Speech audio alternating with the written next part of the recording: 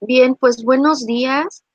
Berenice, te Buenos pido días. por favor que nos envíes ahí tu WhatsApp, por favor, para que cualquier cosa que surja mientras estamos haciendo las actividades, por favor nos estemos conectando, ya que no tenemos la oportunidad de estar al momento, pero creo que es una buena herramienta que nos puede ayudar para estar conectadas al momento, ¿sí? Yo le decía ahorita a Karen que es muy importante que revisemos los avisos. Yo en los avisos les colgué la liga en donde va a ser permanente, es decir, esa liga es donde nos vamos a estar conectando todos los días de clase a través de Jitsi y bueno, ya están programadas, ¿sale? Ya no hay manera de que no andar generando nuevas reuniones y que nos confundamos con los códigos y ese tipo de cosas, ¿sale? Bueno, les doy la bienvenida a su clase de epistemología. En esta clase nosotros vamos a observar, chicas, la importancia de cómo estudiar la ciencia o estudiar el conocimiento. ¿Por qué es importante dentro de pedagogía? En la pedagogía es muy importante que dentro de las formas en las cuales nosotros empezamos a estudiar a los sujetos, porque a veces nosotros pensamos que como es pedagogía no debemos de saber de ciencia y déjenme decirles que es súper, súper importante que nosotros como pedagogos, bueno, yo no soy pedagoga de formación, sin embargo, les puedo decir que es un área muy, muy importante, pues es una disciplina que nos va a permitir entender en los procesos de enseñanza y de aprendizaje y sobre todo comprenderlos desde la base teórica y filosófica. Sí, vamos a leer mucho, se los digo, tenemos que entender comprender precisamente las propuestas. ¿Por qué? Porque esto va a servir como base también. Si ustedes van a empezar a prestar atención y se van a dar cuenta que muchos de los principios que nosotros vamos a empezar a manejar se van a enlazar con sus otras materias, con sus otras asignaturas, como por ejemplo, este, um, introducción a la pedagogía, me parece, o teorías pedagógicas, algo así. Entonces, Ajá, por ejemplo, hay eso, el hecho de conocer sobre epistemología, precisamente nos va a dar la pauta para saber qué es o por qué o cómo se fundamenta o por qué la pedagogía va a resultar una parte importante o desde qué perspectiva se está haciendo esa propuesta, ¿sí? Las propuestas teóricas, ¿sí? De cualquier autor, ¿sí? Van a tener una, van a tener una, van a tener una connotación, ¿sí? Y entonces al tener esa connotación, por supuesto que tenemos que conocer desde dónde estamos, desde dónde o por qué nos está queriendo decir. Estas dudas siempre van a surgir a partir de cómo los sujetos empiezan a conocer el mundo y cómo les empezamos a explicar el mundo, ¿sí? Y bueno, ahí está la presentación que di el día lunes, que no nos pudieron ustedes acompañar. Y bueno, este es mi nombre completo, soy maestra en educación y bueno, por ahí tengo un poquito de experiencia, por eso estoy acá.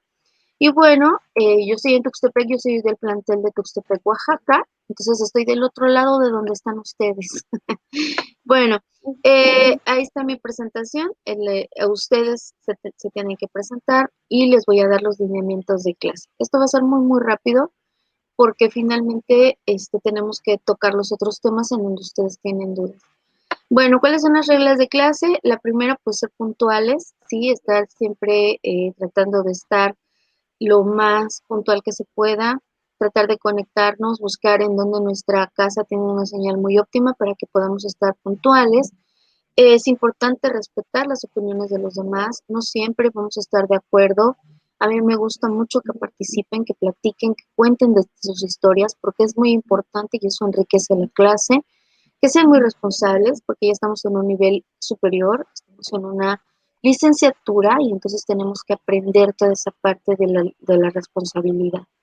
Mi evaluación es continua, es decir, yo estoy dándome cuenta si participan o no, si se conectan o no a tiempo y que por supuesto estén presentes, porque a veces he tenido por ahí unos cuantos que se conectan y se van y luego les estoy hablando y les estoy hablando a la nada.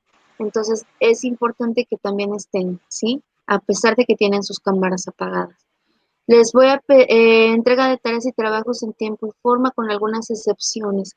¿A qué me refiero con algunas excepciones? Pues si la dirección a mí me dice, maestra, esta alumna no presentó su trabajo porque se encontraba enferma o por alguna circunstancia, entonces ya se podrán realizar algunas situaciones por ahí para que se pueda recibir el trabajo. Ujú. Después tenemos 3 evaluaciones. La primera evaluación que vamos a tener, que va a ser a principios de octubre, va a ser un ensayo, ¿sí? Ya posteriormente les estaré dando cuáles son los criterios de evaluación que tiene que tener ese ensayo. El segundo va a ser un examen y el tercero va a ser un examen y un anteproyecto de investigación. Es decir, vamos a encontrar la parte teórica, la parte práctica de toda esta teoría que vamos a empezar a revisar, ¿sí? Posteriormente, vamos a ver cómo va a ser la entrega de trabajos. La entrega de trabajos tiene que ser ya sea a través de Google Docs o puede ser a través de un documento de Word. Depende cómo ustedes se acomoden para trabajar. Eh, Obviamente tiene que tener una portadilla donde vengan los datos de ustedes, el plantel, etcétera, mi nombre, el nombre del trabajo, el contenido y la bibliografía o cibergrafía, es decir, de dónde ustedes obtuvieron la información para qué es la que están mostrando, ¿sí? Y por favor, es importante también que venga en un formato justificado, que ocupen la fuente Garamond número 12 y que haya un interlineado 1.5, por favor. Esta es la entrega de trabajos. También para las presentaciones, porque a lo mejor por ahí va a haber que puedan entregar un PowerPoint o que puedan entregar una presentación de Google, también con portadilla, el contenido de la diapositiva debe de ser sin exceso de texto, es decir, que pueda ocupar imágenes también y que exista la cantidad de texto necesaria para que no nos llene el ojo y no nos aburramos con lo que ustedes nos están diciendo. Es muy importante que nosotros ya empecemos a utilizar este tipo de herramientas didácticas y que sepamos cuáles son la mejor manera de elaborarlos, ¿sí? Entonces, por ello, les estoy haciendo hincapié en este sentido y que pueden hacer, pueden tener imágenes, incluso pueden insertar videos y es importante que siempre haya una bibliografía o una cibergrafía. ¿Por qué? Porque así nosotros sabemos que ese trabajo está fundamentado y que no es ningún tipo de plagio y también de cierta manera estamos protegiendo los derechos de autor, ¿sí? Eso también es muy importante y entra dentro de nuestra ética. Ujú. Bien, entonces vamos al concepto de ciencia. El concepto de ciencia va a ser un concepto que va a tener o va a estar bastante controvertido, en el sentido de que no siempre, ¿sí? Vamos a tener esa, o más bien, dentro de la perspectiva de en la que se estudia, ¿sí? Es lo que vamos a conocer. ¿A qué me refiero con esto? Cuando nosotros hablamos de ciencia, ¿sí? Por lo regular, siempre se nos viene a la mente eh, el científico, se nos viene a la mente el laboratorio pulcro, ¿no? Con unos matraces extremadamente limpios y el científico con la bata blanca y unos gobles que le protegen los ojos. En realidad, la ciencia, chicas, no nada más es eso, sino que aquí es justo donde vamos a discutir si realmente eso es la ciencia. ¿Por qué? Porque esa imagen que yo les acabo de decir es una imagen que nos ha vendido, ¿no? La misma racionalidad en la cual nos desenvolvemos como sociedad, ¿sí? Entonces, cuando llegamos a estudiar al ser humano, cuando estudiamos a los sujetos, cuando estudiamos a la sociedad misma, nos damos cuenta que no se puede tratar igual un fenómeno a otro, ¿sí? ¿Por qué? Porque en la historia misma del hombre podemos encontrar, ¿sí? Que incluso váyanse miles y millones de años atrás, cuando éramos homínidos, cuando todavía, bueno, seguimos siendo homínidos, pero pues ahora ya somos homínidos distintos, pero me refiero a que cuando el hombre empieza a ser sedentario, ¿sí? Cuando deja esa parte en la cual anda rodando de un lugar a otro, tratando de sobrevivir, ¿sí? Y si nos vamos hasta la psicología más rudimentaria, sabemos que el instinto de sobrevivencia lo tenemos a flor de piel, ¿no? Todavía lo tenemos a flor de piel. Imaginen, por ejemplo, cuando, cuando tiembla, ¿no? Cuando tiembla, ¿qué es lo primero que sentimos?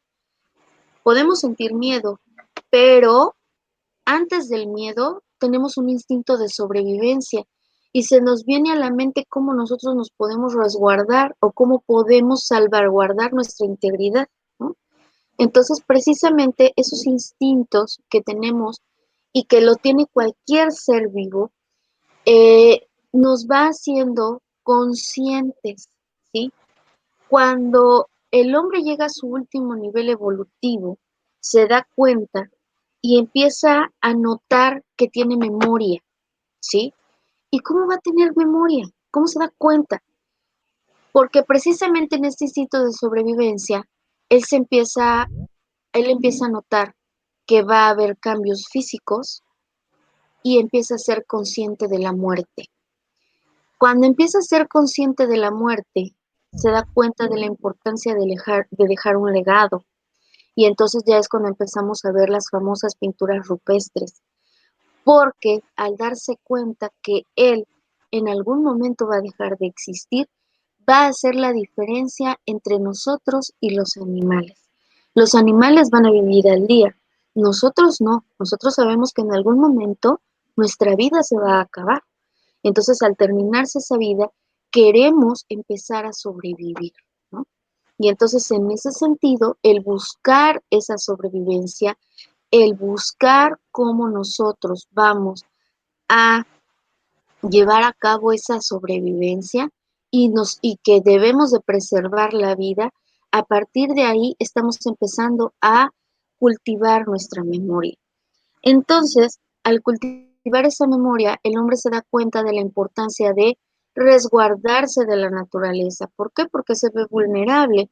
Y entonces, al verse vulnerable, tiene que buscar un lugar en donde vivir, pero se da cuenta que también necesita alimento, necesita agua, necesita también eh, cubrirse porque tiene frío, a diferencia de los animales que se pueden cubrir a través de su pelaje, a través de sus plumas, de su cuerpo, de sus escamas. Todos ellos tienen la manera de sobrevivir, pero el hombre se da cuenta que no tiene nada de ello. Entonces empieza a buscar sus necesidades, de cubrir su necesidad de vestido. Ahí ya van cubiertas tres necesidades básicas, que es vestido, alimento y vivienda. Entonces, el hombre al verse vulnerable ante la naturaleza va a buscar también la manera de cómo esa naturaleza le está brindando la oportunidad de sobrevivir.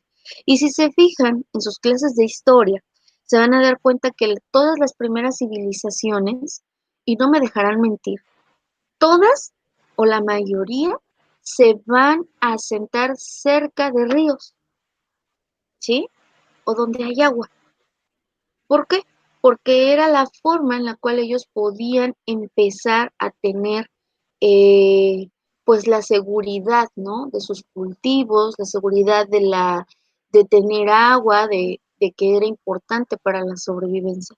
Entonces, a partir de ahí se empieza a crear, ¿sí? O se empieza a diferenciar eh, cómo nosotros empezamos a vivir de los animales.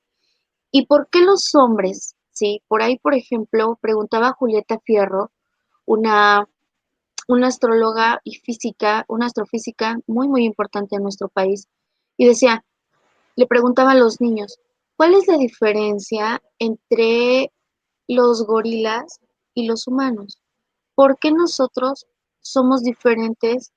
Si somos homínidos, ¿por qué nosotros somos diferentes? ¿Por qué somos diferentes a pesar de que venimos de la misma familia? Y les voy a decir cuál es la diferencia. Volten a ver sus manos. Si ustedes ven sus manos, van a encontrar que su pulgar está más separado de sus dedos. ¿Sí o no? Entonces, al encontrar esa diferencia, sabemos que este pulgar nos permite hacer demasiadas cosas. Por eso fuimos privilegiados en determinado momento desde la evolución, porque empezamos a utilizar nuestras manos para realizar instrumentos y herramientas que nos facilitaran la vida, ¿sí? Y prueba de ello es que si ustedes cualquier celular que ocupen hasta la fecha se van a dar cuenta que lo pueden manejar con sus pulgares, ¿o no? Vean nada más. Todo eso, cómo tiene repercusiones hasta en la tecnología, ¿no? Y nosotros pensamos tecnología y siempre pensamos que es la web y la fibra óptica y la señal satelital, pero no, la tecnología tiene que ver hasta con las herramientas, ¿sí? Y las más rudimentarias, la palanca misma, la polea, todas esas máquinas simples precisamente nos facilitaron la vida, ¿sí? Y facilitaron la vida a las sociedades, ¿no? Y así fue pasando, ¿no? De todas las épocas, todas las épocas, todas las épocas, hasta que llegamos a un momento en donde nos dimos cuenta ujú, que esta gran inteligencia que tenemos y que poseemos, y que aparte tenemos otra herramienta muy poderosa que nadie más tiene, que es el lenguaje, ¿sí? Nosotros tenemos la capacidad de comunicarnos y tener un sistema de comunicación tanto escrito como hablado, ¿sí? Entonces, eso también nos diferencia de los animales. Nuestra inteligencia, nuestro cerebro nos permite precisamente crear todas estas maravillas. Y también a la vez nos permite dar la posibilidad de querer conocer, de querer saber por qué, ¿sí? Y esa habilidad de conocer precisamente nos lleva a todo lo que nos rodea, muchachas. Fíjense desde cómo está construida su casa, cómo llega el agua a casa de ustedes, cómo se preparan los alimentos, la forma en la cómo nos vestimos, la ropa que traemos, los zapatos, todo eso tiene que ver precisamente con esta idea de utilizar la máquina más preciada que tenemos en la vida, que es nuestro cerebro. Nadie, absolutamente nadie, ha podido igualar el poder que tiene nuestro cerebro. Entonces, ni la máquina más avanzada, ni la inteligencia artificial ha podido eh, igualar la máquina tan poderosa que tenemos y que ella nos ha permitido sobrevivir y vivir a lo largo de la historia, ¿sí? Entonces, en ese sentido, llegó un momento histórico de la historia del conocimiento en la cual nos damos, más bien, alguien empezó a decir que la forma en la cual nosotros conocemos tiene que ser de una manera metódica, ¿sí? Que tenemos que seguir ciertos pasos para poder llegar a conocer o poder llegar a tener el conocimiento. Si yo me voy un poco a la parte aristotélica y me voy a la parte de la antigua Grecia, aquel siempre se ha considerado el que tiene el conocimiento como un alma virtuosa, es decir, si yo quiero ser un hombre virtuoso o quiero ser una mujer virtuosa, tengo que tener conocimiento, alimentar el alma. ¿Y cómo voy a alimentar el alma? Bueno, pues a través de esas preguntas y saber cómo, por qué y en qué momento, ¿sí? Y no necesariamente, chicas, hacer filosofía quiere decir que vamos a andar como, como Aristóteles en su academia, ustedes atrás de mí y nosotras caminando en los bellos jardines, y entonces ahí vamos a ir preguntándonos sobre la esencia de la vida, ¿no? Sino que simplemente filosofía es hacer preguntas y darle una explicación a la realidad, ¿sí? Eso es hacer filosofía. Entonces, el conocer cómo se van dando las situaciones, ¿sí? No nada más es esa idea romántica que tenemos de la filosofía, en donde nos imaginamos nada más la escuela griega y aristotélica, no, sino que el simple hecho de que tú cuestiones esa realidad que tú estás viviendo y ese contexto y a la vez eh, trates tú mismo de resolver y de encontrar respuestas en otras situaciones que son importantes y que están a tu alrededor y que te dan detalles y puedas comprender esa situación, ¿sí? Entonces es precisamente en esta parte en donde hubo quienes dijeron, no, la forma en la cual nosotros conocemos tiene que ser de una manera rígida porque todos poseemos dos ojos, todos tenemos un cerebro, todos tenemos dos manos, todos tenemos una lengua y por supuesto que podemos hacerlo todos igual. Durante mucho tiempo esa forma de conocer fue trascendiendo, ¿no? Pero por ahí hubo alguien que dijo, a ver, no, porque ¿qué tal si una persona efectivamente no ve? ¿Cómo va a conocer? ¿No? ¿Y qué va a pasar con aquella persona que no tiene todas sus capacidades mentales? ¿Y qué va a pasar con aquella persona que no tenga sus extremidades? ¿No? ¿Cómo va a conocer si se supone que conocemos con los sentidos? Entonces es cuando empieza esta polémica de saber cómo conocemos y qué tan rígido puede ser el conocimiento o qué tan flexible puede ser el conocimiento, ¿no? Entonces viene esta discusión sobre la ciencia. ¿Por qué? Porque la ciencia, ¿sí? Ya voy a cambiar de diapositiva antes de que se me duerman. Eh, si nosotros nos vamos a una definición de diccionario, ¿sí?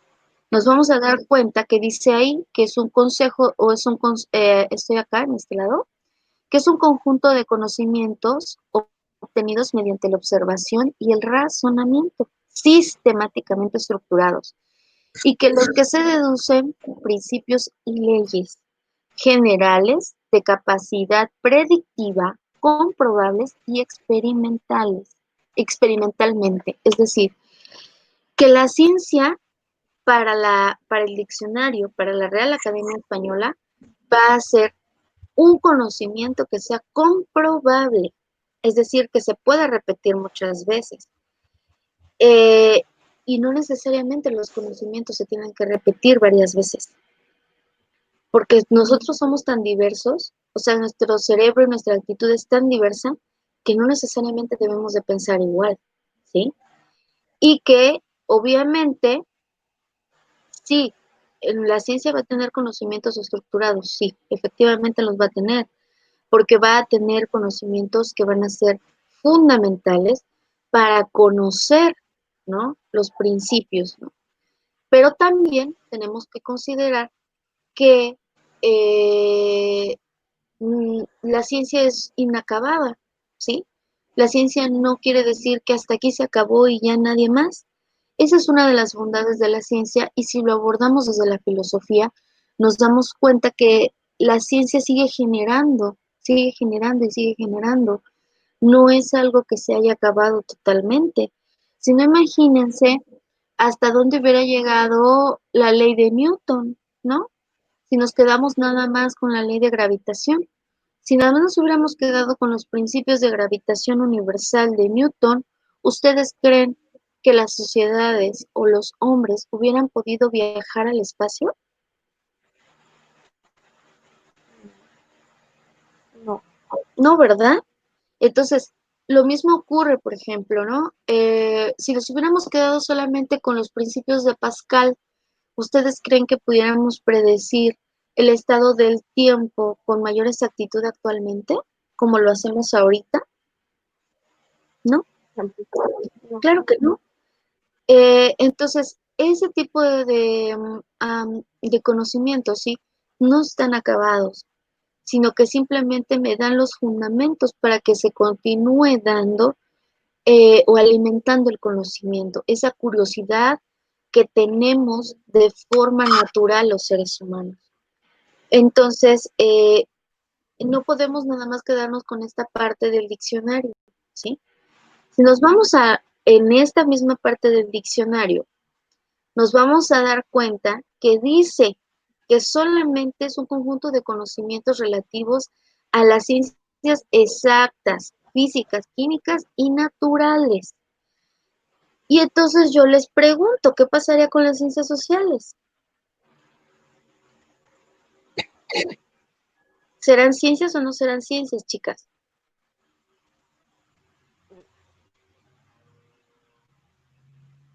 Sí, ¿no? ¿Serán o no Sí, serán? ¿Sí? yo creo que sí. Por algo se llaman ciencias sociales, ¿no? Maestra, por algo se llaman ciencias sociales. Efectivamente, las ciencias también van a ser ciencias. Sin embargo, precisamente aquí es donde vamos a empezar la discusión epistemológica.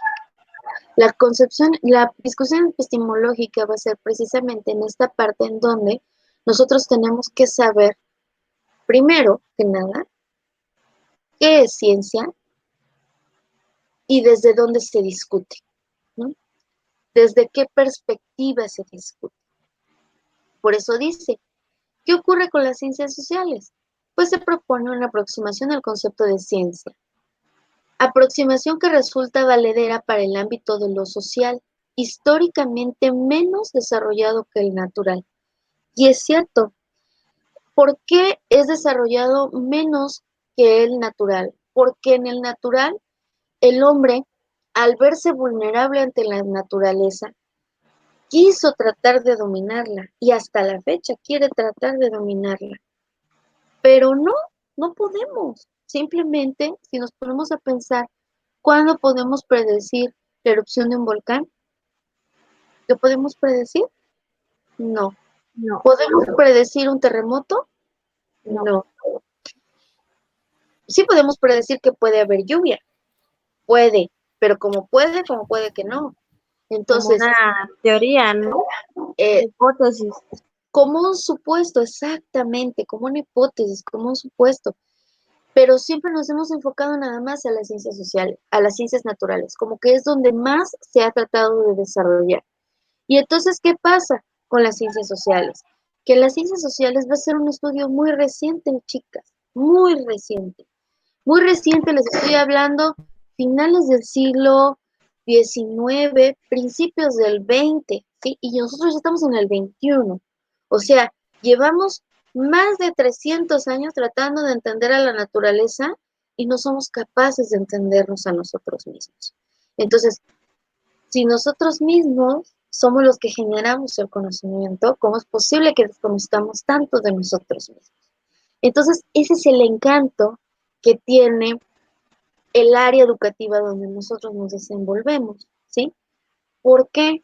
Porque cuando nosotros empezamos a comprender al sujeto desde todo lo que le rodea, entonces empezamos a ver ese proceso educativo desde otra perspectiva, ¿sí? Y eso es lo que tenemos o que tratamos de discutir en epistemología, es decir, desde cómo nosotros conocemos y cómo se va a ir complementando con otras áreas, como por ejemplo la psicología, la didáctica, la pedagogía misma, la educación, ¿sí? Que van a formar parte de las ciencias de la educación, la antropología, la sociología, todas ellas tienen o se ven en su conjunto para poder entender a un ser tan complejo como lo somos los seres humanos, ¿sí?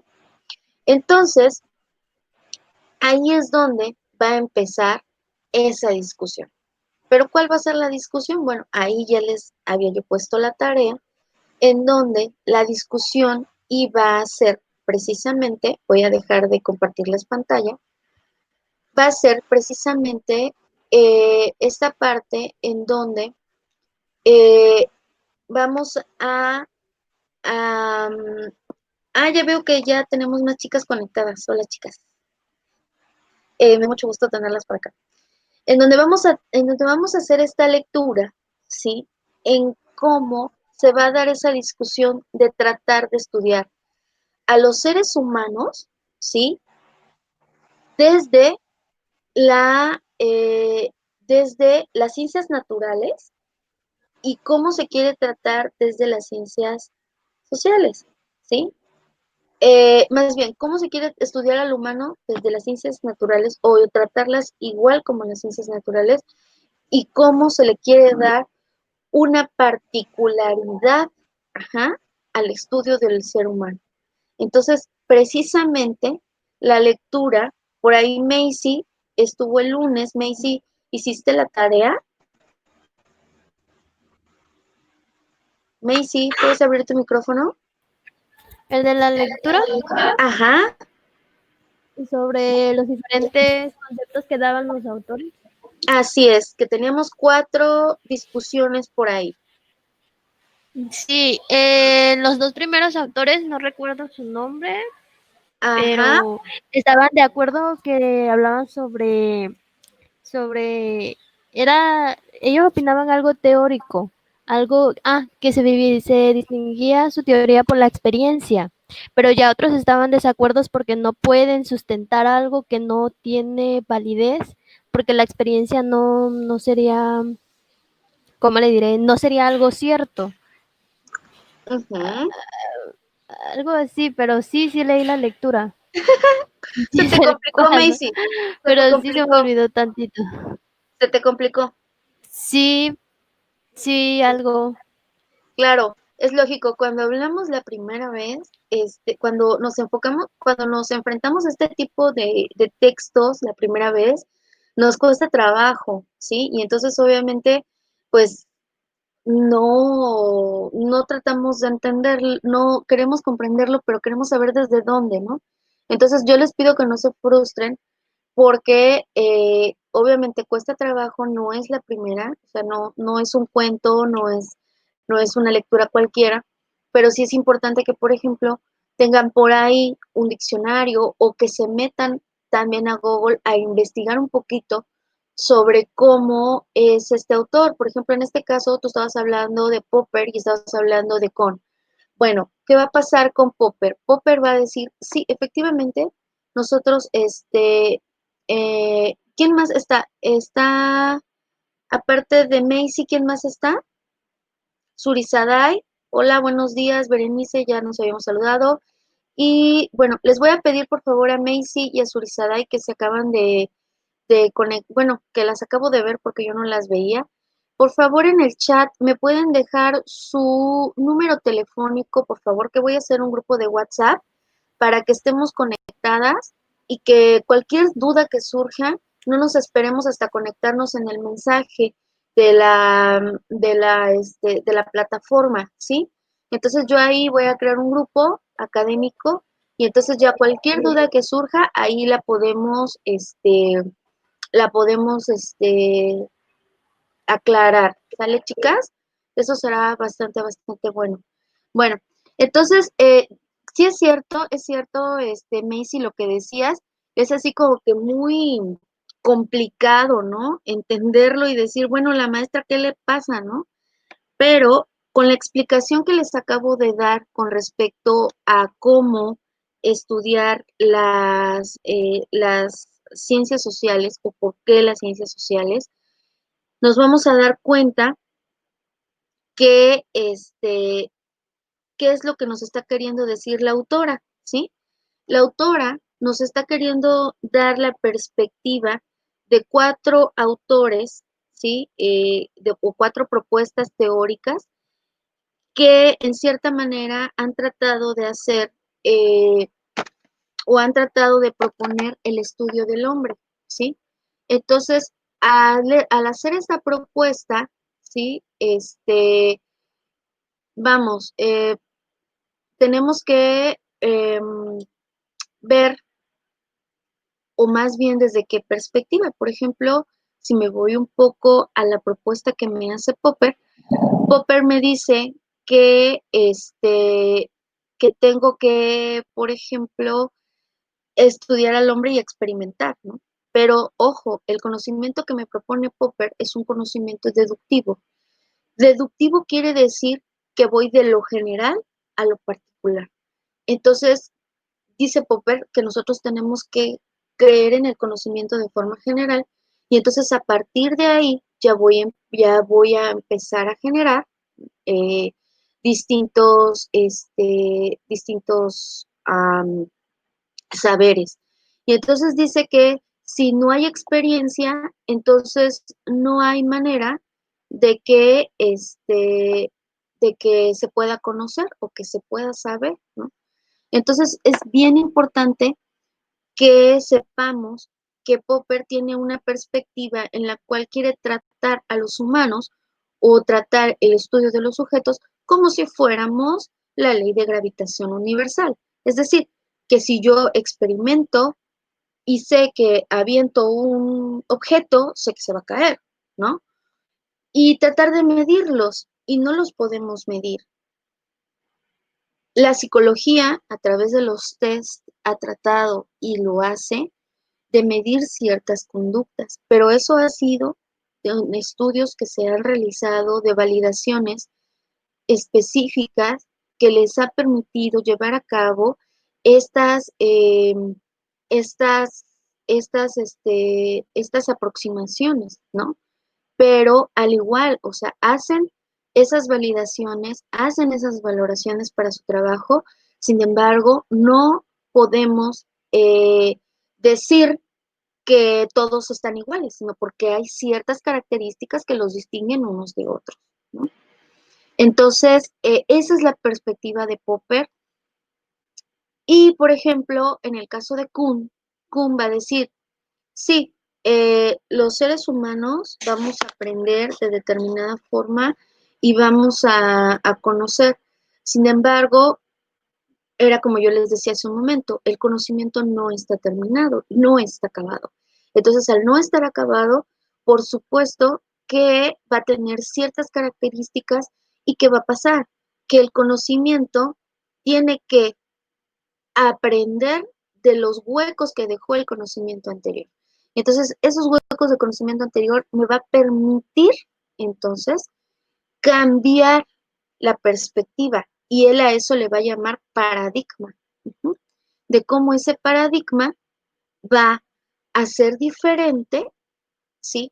De cómo ese paradigma me va a permitir entender el paradigma anterior para establecer un nuevo paradigma, ¿no? Y entonces eso va a ser la evolución del conocimiento mismo. Y entonces él, por ejemplo, va a estudiar la teoría, o más bien el fenómeno que ocurrió con Copérnico. ¿Ustedes se acuerdan qué pasó con Copérnico? A ver, chicas, ¿quién? A ver, aquí tengo a Karen que ya me mandó su correo. Marlene, por favor, mándame por favor tu WhatsApp para que estemos conectadas y no haya ningún problema. ¿Quién más tengo? Norma, hola Norma, por favor, mándame tu WhatsApp a través del chat. Ángela, mándame tu WhatsApp por favor a través del chat. Este, Janet, por favor también, te pido. ¿Y quién más me falta? ¿Quién más me falta?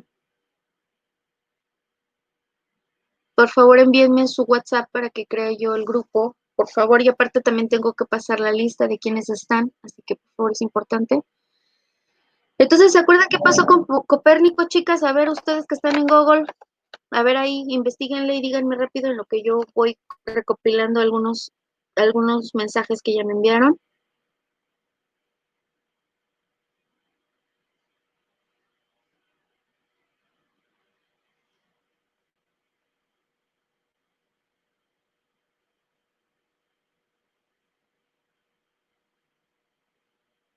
¿Quién?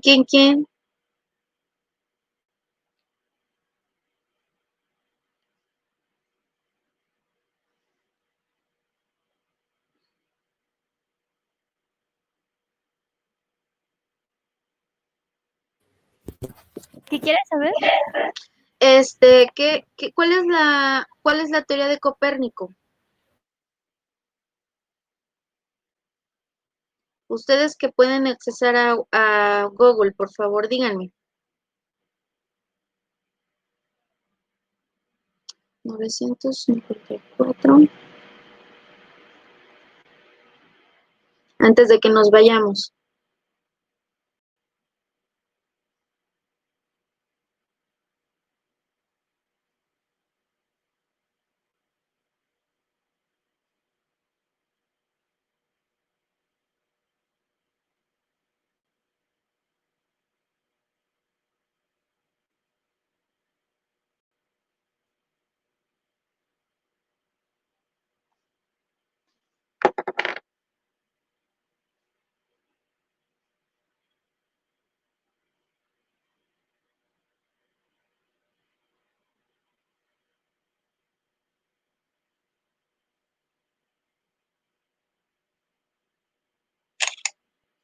Norma, nada más nombre completo, por favor, Norma. Me faltaría tu nombre completo para poder hacer mi lista igual.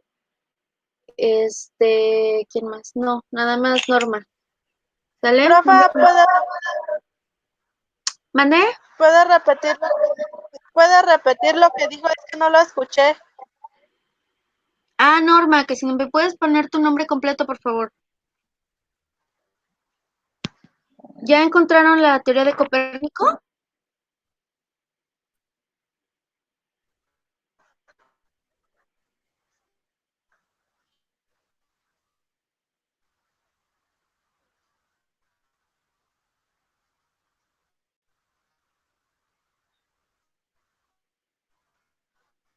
¿Todavía no, muchachas?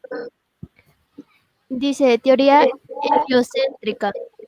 Ujú. Es un modelo astronómico según el cual la Tierra y los planetas se mueven alrededor del Sol, relativamente estacionario y que está en el centro del universo. Históricamente, el heliocentrismo se oponía al geocentrismo, Geocentrismo. que colocaba en el centro de la Tierra. La idea de que la Tierra gira alrededor del Sol fue propuesta desde el siglo III a.C. ¿No se escucha? Sí, sí, sí, te escuchas. Ah, Aristarco de Samos, aunque no recibió apoyo de otros astrónomos en la antigüedad, sí fue citado por Arquímedes en el contador de arena. ¿Le sigo? No, hasta ahí, gracias. Ah, bueno. Fíjense nada más, desde el siglo III hasta el siglo, ¿qué fue? ¿400? Digo, hasta el 1000, ¿qué? 1400, 1600, más o menos. Llega Copérnico y dice que creen que no, que la Tierra no es el centro del universo. El centro del universo es el Sol. Y entonces resulta que después viene Galileo y dice, ¿qué creen? Que sí es el Sol, pero la Tierra no está estática, la Tierra se mueve. Y entonces justamente ahí es donde Kuhn hace su estudio y dice, ¿cuánto tiempo o cuántos siglos pasaron en donde nosotros creíamos que éramos el centro del universo? Y después viene Copérnico y dice, no, nosotros no somos el centro del universo, nosotros estamos alrededor del Sol. Entonces, ese conocimiento es el que va a tomar Kuhn para decir que el paradigma que rigió durante mucho tiempo fue que la Tierra estaba al centro del universo y que todos los demás giraban alrededor. Y después, sí, va a venir Galileo y va a decir, no, no, o sea, sí, sí, somos el centro, sí, el Sol es el centro de la Tierra, pero ¿qué creen? Que la Tierra no es estática, la Tierra se mueve. Y entonces todos le dijeron que estaba loco, ¿no? Tanto que hasta lo encerraron y lo encarcelaron.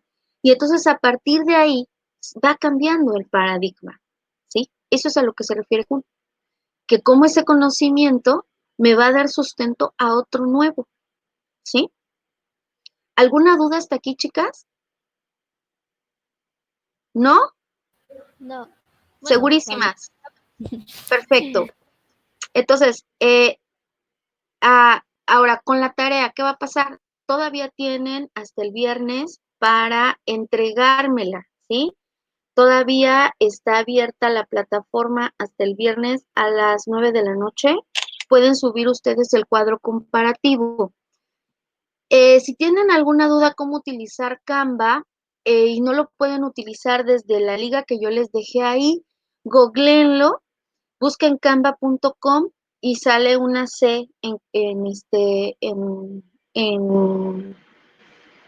azulito y le dicen uso personal y después ustedes buscan dentro de las plantillas predeterminadas la que dice cuadro comparativo y ahí les va a dar varios diseños. Hay algunos diseños que se pagan para usarlos, hay otros que los puedes utilizar de forma gratuita y entonces ya me envías la liga para que yo pueda ver tu presentación de Canva. De todas formas, cualquier duda, ahorita voy a crear el grupo de WhatsApp y ahí nos vemos. ¿Les parece? ¿Sí? La grabación se va a quedar grabada la clase, entonces por cualquier duda ustedes pueden tener la grabación y pueden checar otra vez la clase. ¿Les parece? Nos veríamos el día viernes, ¿sí?